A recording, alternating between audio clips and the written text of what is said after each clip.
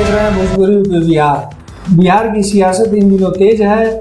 इस बीच एक और बड़ी खबर सामने आ रही है। सूत्रों से मिली जानकारी के अनुसार पूर्व सांसद बाहुबली नेता आनंद मोहन जदयू का दामन थाम सकते हैं। माना जा रहा है कि आनंद मोहन अपनी पत्नी लवली आनंद और बेटे चेतन आनंद के साथ जदयू का दामन थाम सकते हैं। जानकारी के अनुसार दुर्गा पूजा के बाद आनंद मोहन जदयू में शामिल हो जाएंगे। दरअसल कुछ दिनों पहले ही आनंद मोहन ने सीएम आवास पर मुख्यमंत्री नीतीश कुमार से मुलाकात की थी। तब ये कयास लगाया जा रहा था कि आनंद मोहन जदयू में शामिल हो सकते हैं। वहीं आनंद मोहन के छोटे बेटे जो राजद से विधायक हैं वह भी अपने पिता के साथ जदयू में शामिल हो सकते हैं। बता दें कि राजद सांसद मनोज झा के बयान के बाद राज्यसभा में ठाकुरों वाली टिप्पणी के बाद से ही आनंद मोहन नाराज चल रहे थे।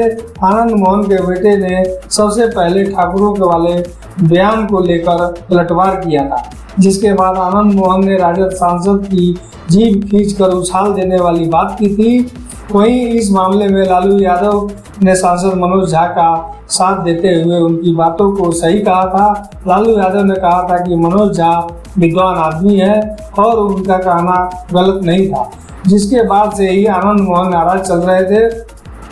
वहीं फिलहाल इस बात की अधिक पुष्टि नहीं हुई है।